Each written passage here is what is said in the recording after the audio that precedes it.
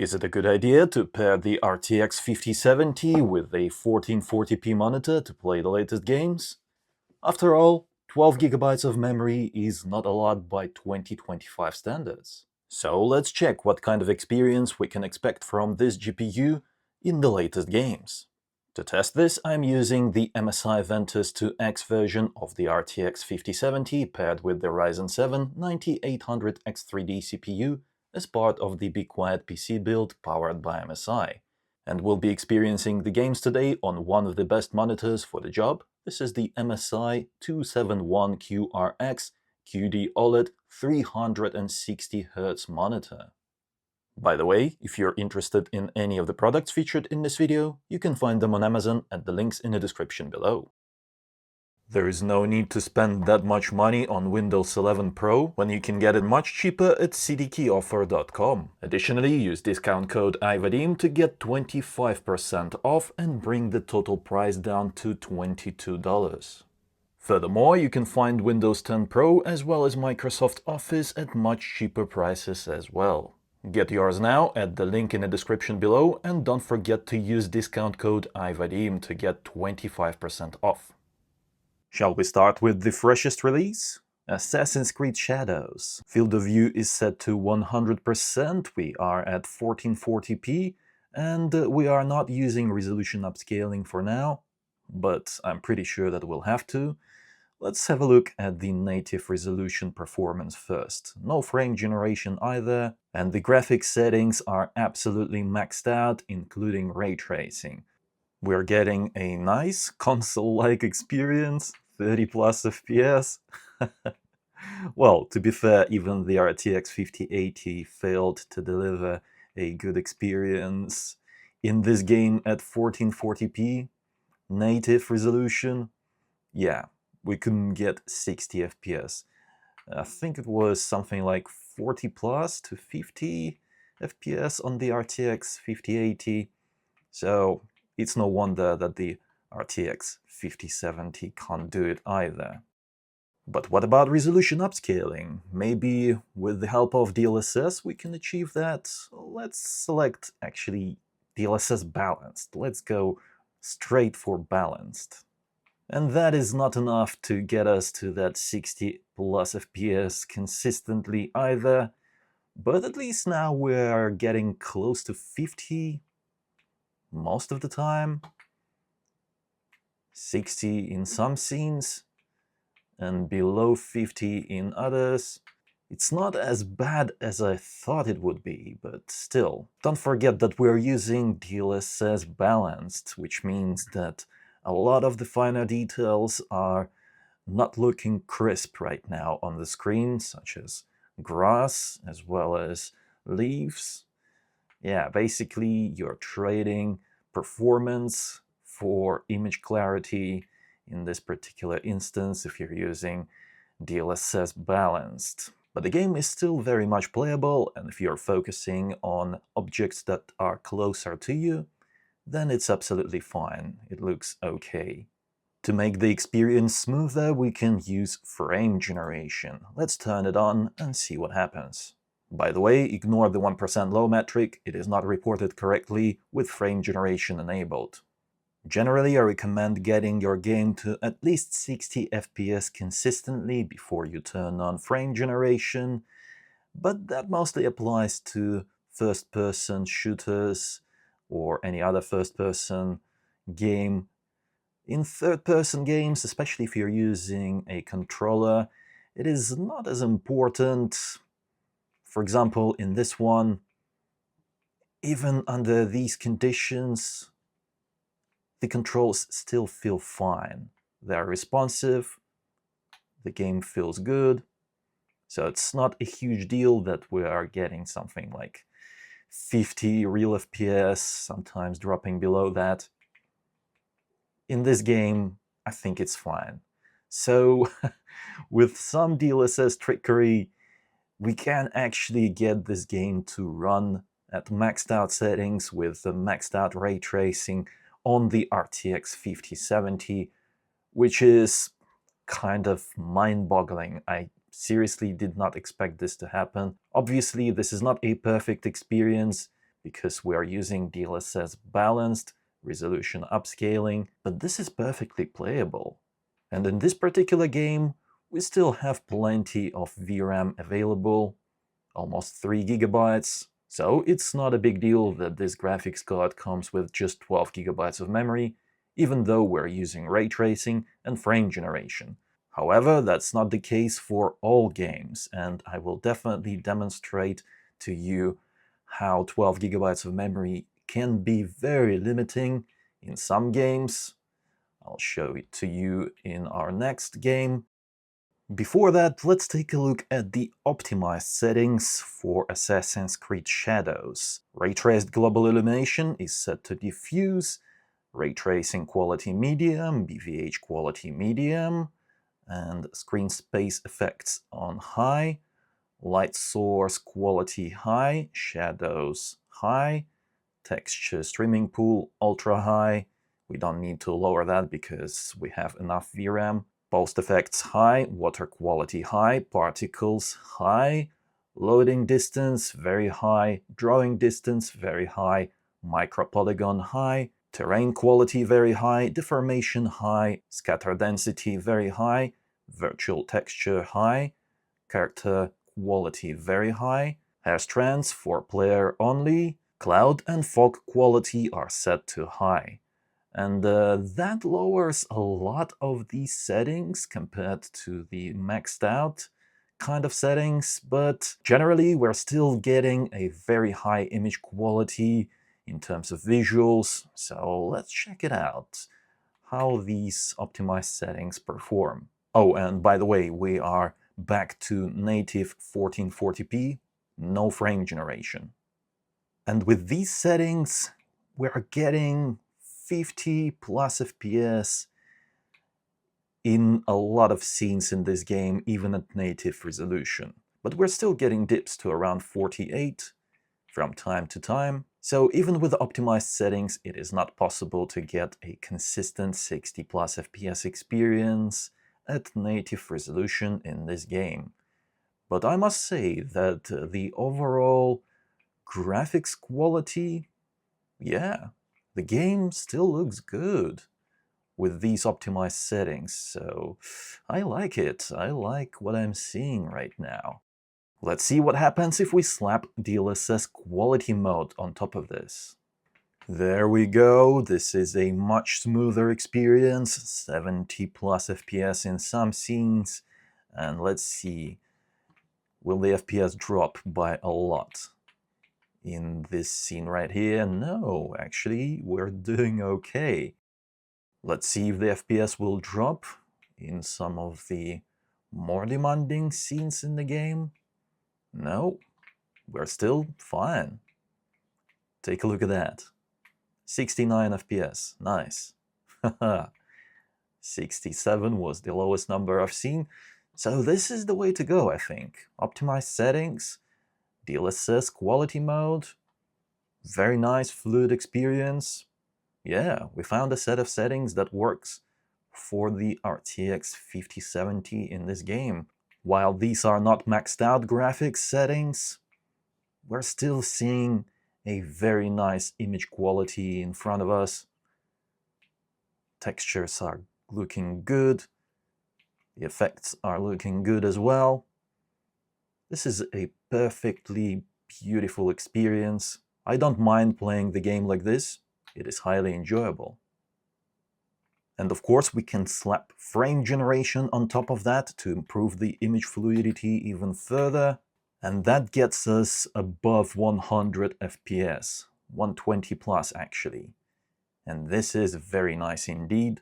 Although there are still some drops below 120, but this is not a huge deal. This still feels great on a high refresh rate monitor. And the game still looks good. Also, the controls responsiveness is amazing. So yeah, even in this game, if you want a highly responsive experience, it is still best to have 60 plus FPS before you enable frame generation.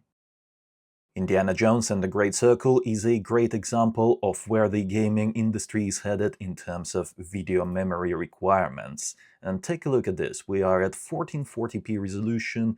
We're not even maxing out the graphics quality, although the only thing that is set lower than maximum is the texture pool size, which isn't a huge deal because everything else is maxed out.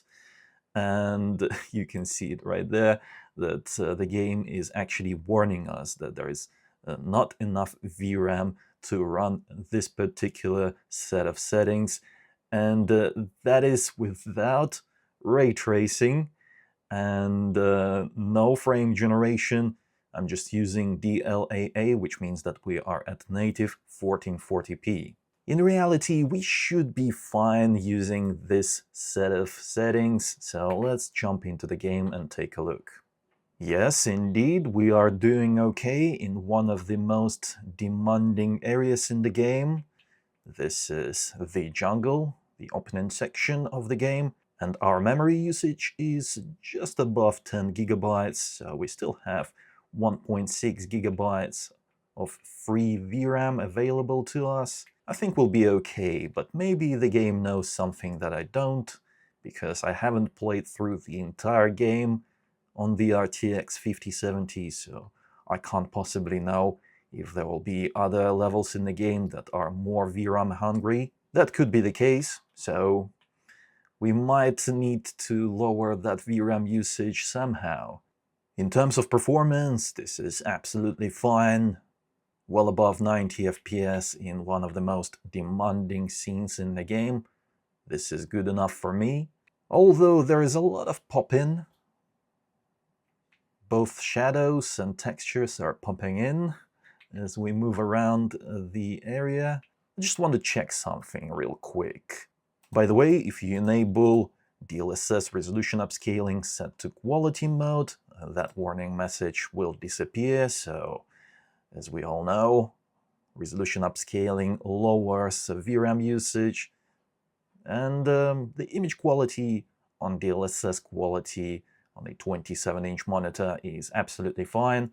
I use it all the time, so let's go ahead and enable that and see what happens. Indeed, our VRAM usage is lower, around 10 gigabytes.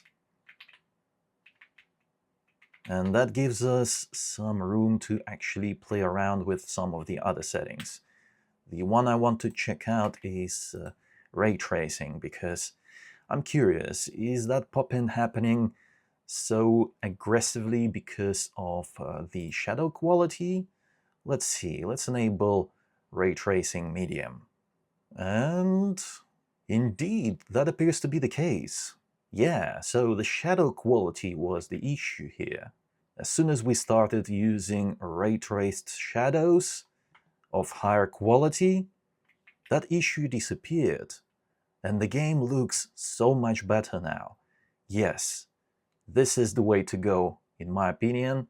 Enabling ray tracing medium preset transforms this game quite significantly, and unfortunately the performance is dropping by a lot. So we've had something like 120 plus FPS previously, and now we're barely at 60 plus in some scenes. But the game, oh, actually 58, 59, okay. There are some scenes that drop the FPS significantly. But still, I think it is worth it, because the game looks so much better with this set of settings enabled. Yeah. Even though this game uses ray tracing by default, obviously it is a lower quality ray tracing that causes that shadow pop-in as you move closer to the objects.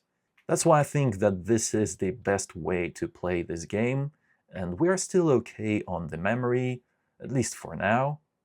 We're utilizing 11.5 gigabytes, so we don't really have a lot of memory left. That means that we can't really use frame generation safely, because frame generation requires additional video memory to run, and that's something that we don't actually have. That said, this particular experience is absolutely fine. Take a look at this. In some of the other levels in the game, we're getting mad high FPS, 120 plus. Yeah, so depending on the level, the performance varies dramatically. In conclusion, 12 gigabytes of memory is enough even in some of the most VRAM hungry games that are available right now. These kind of games will continue coming out over the next couple of years, so just be prepared that you might need to make even more compromises to make the games work on a 12 gigabyte RTX 5070. Okay? But there is a way, so it's not such a huge deal.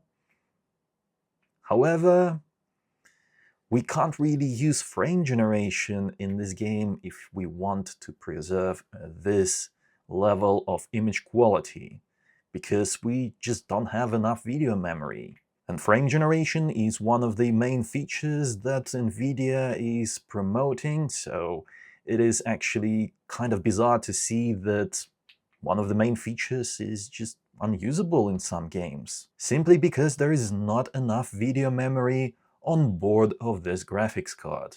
NVIDIA could have easily given this graphics card a 16 gigabyte video memory buffer during the design phase of the GPU, but they didn't. That's their decision.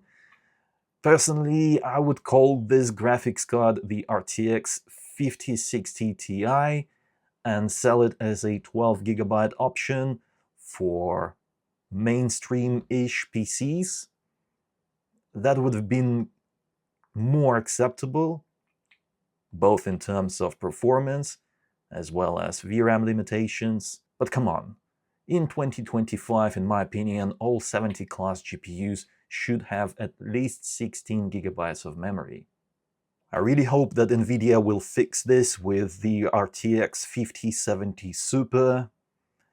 I don't actually know if that graphics card will actually appear on the market at some point over the next couple of years, but I really hope that it will, because yeah, 12 gigabytes is just like a slap in the face to us customers.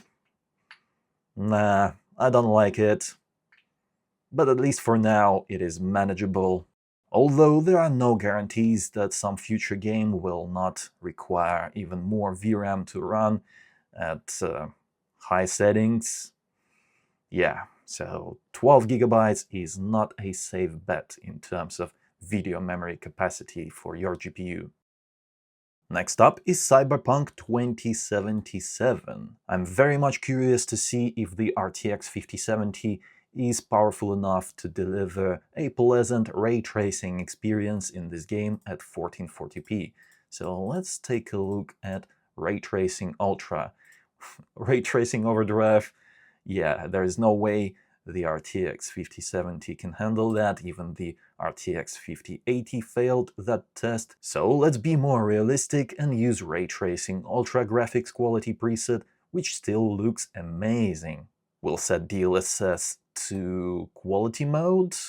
Oh, actually, let's check out native 1440p resolution, just out of curiosity. Ray reconstruction enabled, frame generation disabled, and we'll turn off all of these nasty things, motion blur and whatnot.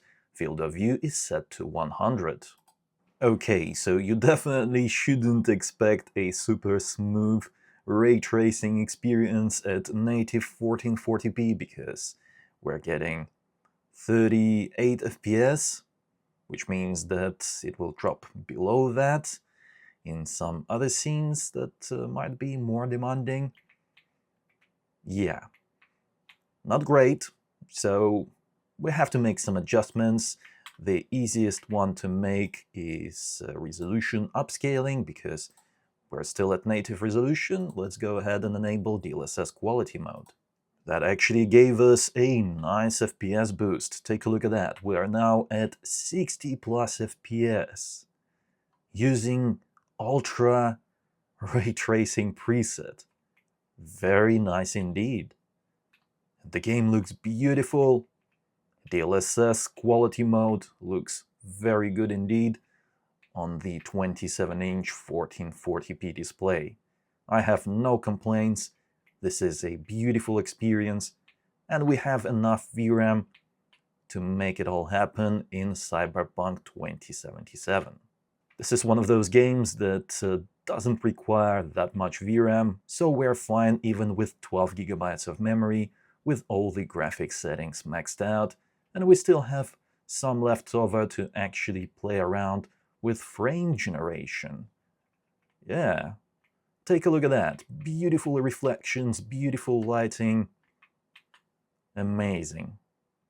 Because we have that additional free video memory, we can actually enable frame generation in this game. Let's go ahead and use the 2x mode. Ignore the 1% lows, they are not reported correctly.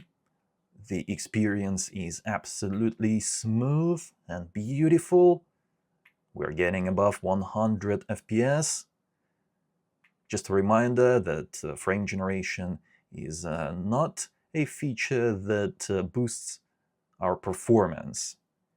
It is a frame rate smoothing feature, which works quite well in this game. Yeah, the image feels nice and fluid, and the image quality using the 2x frame generation mode is actually quite good. I would say that this is a perfectly good experience. I don't mind playing this game like this. It is quite enjoyable. Of course, you can get a higher frame rate even without frame generation.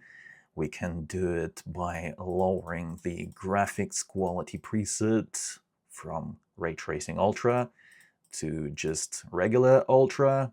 I know that some of you just don't want to use ray tracing, so let's check out the performance without ray tracing at all. Let's go back to native 1440p resolution for that.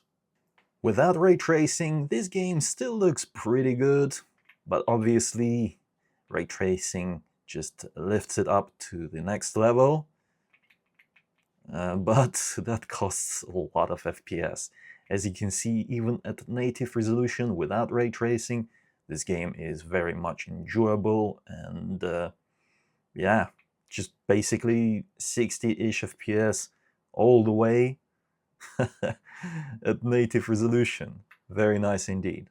Right, let's see what happens if we enable DLSS resolution upscaling. Let's set it to quality mode with reflex on. Interesting. That frame rate is a lot more spiky now. I wonder, was it not ray tracing that introduced that instability in the frame time? Let's see, maybe that was DLSS all along. Let's go ahead and disable NVIDIA Reflex right now. Reload the game once more. Nah, the frame rate is still quite spiky. It's interesting how that is, because even though we're getting 120 FPS in some scenes, it doesn't feel like 120 FPS. This feels absolutely fine in my opinion. It's not like a complete stutter fest, because stuttering is 0, although the frame rate stability is, yeah, it could be better. And that's something that is much better with frame generation enabled. Let's actually take a look at that. Enable frame generation. Now we can select the 2x frame generation mode and jump back into the game. And this feels much smoother. And it's not only because the frame rate is that high right now. It's also because the frame rate is more stable. By the way, ignore the 1% low and stuttering metric. It is not displayed correctly when frame generation is enabled.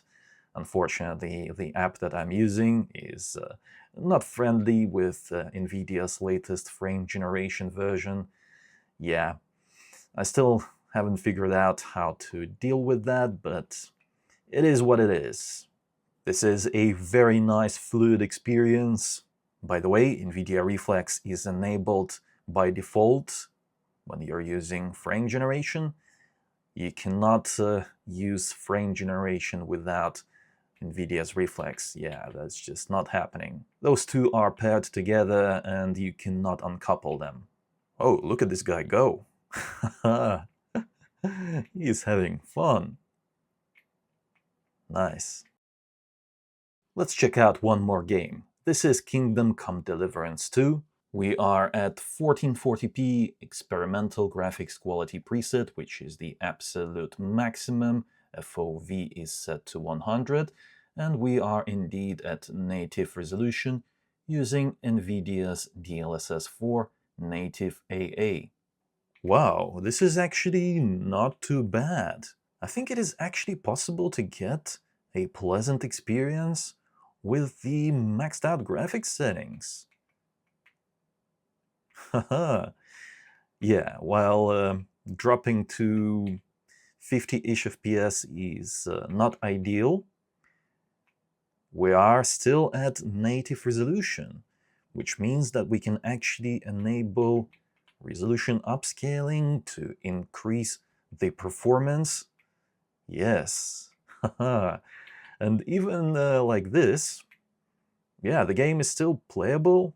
But personally, I like playing this game with higher frame rates, and that is why let's go ahead and enable DLSS Quality mode.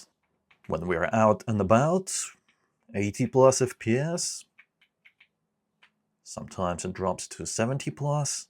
Still beautiful, nice and fluid. But let's see how the 5070 handles some of the more demanding scenes. 60 plus consistently. Beautiful. Yes, even using the maximum experimental graphics quality preset, it is still possible to enjoy this game on the 5070.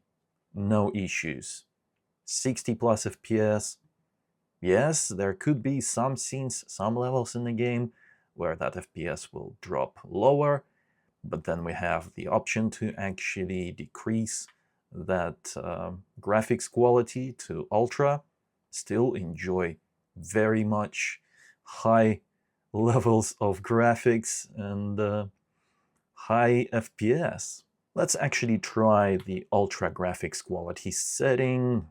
Let's go back to native resolution. Just take a look at this experience.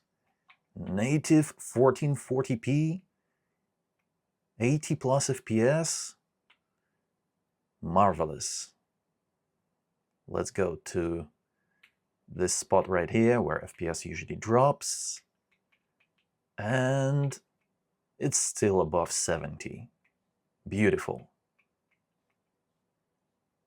Amazing views out of the castle. Yeah, I like it. And we're still okay on the video memory front, below 10 gigabytes. So not every new game requires you to have 16 gigabytes of memory. Even at native resolution, we can get by with 12 gigabytes in most games. Let's see how far we can take it in terms of image fluidity by introducing DLSS Quality mode. Wow, okay, above 100 FPS? Haha. Yeah, my favorite way to play this game is to actually lock my FPS at 90 for the smoothest experience. And I think that with this set of settings and this graphics card, it is very much possible, because we're getting above 100 FPS in some scenes and above 90 consistently in other scenes. Let's actually try that, shall we? Let's limit our FPS at 90. Let's see what happens. You see, those frame rates and frame time graphs are now absolutely smooth. That's what we want to see. And the experience is beautiful. Smooth like cream. Very nice indeed. Oh, and I forgot to actually refresh the 1% lows. This is the real deal.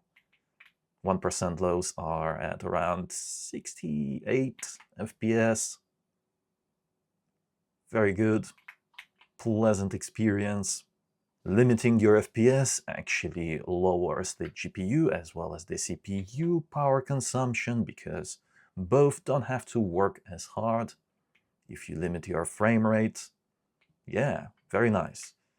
Below 200 watts on the GPU, 60-ish watts on the CPU.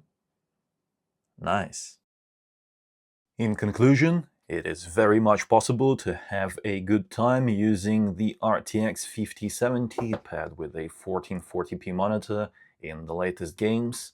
As you've seen, even when using ray tracing, the 5070 is doing quite well, with the help of DLSS, of course. That said, 12 gigabytes is barely enough for the 1440p experience right now in 2025, and there is no way of telling what will happen in the future. I expect that there will be more games that require 12 gigabytes or more, even to run at 1440p. As we've seen with Indiana Jones and the Great Circle, for example, we couldn't use frame generation in that game purely because we ran out of memory. So there is definitely a good reason to consider buying a 16 gigabyte graphics card instead of the 12 gigabyte graphics card, and that is exactly what NVIDIA is doing with the 12 gigabyte memory on the 5070. They're trying to upsell you to the 16 gigabyte 5070 Ti. Is it a good idea to take that bait from NVIDIA, or is it better to go with an alternative from AMD that comes with 16 gigabytes of memory, even on the RX 9070? Let me know in the comments if you would like me to explore this topic in a future video, and if there is enough interest, then I definitely will. But at least for the next couple of years, I think you will be absolutely fine playing most of your latest games on the RTX 5070. If you enjoyed this video and found it helpful, then don't forget to reward my work with a like, that helps out a lot. And let me know in the comments below, what do you think about this combo? Furthermore, subscribe for more videos like this if you haven't already. It was I, Vadim. Until next time.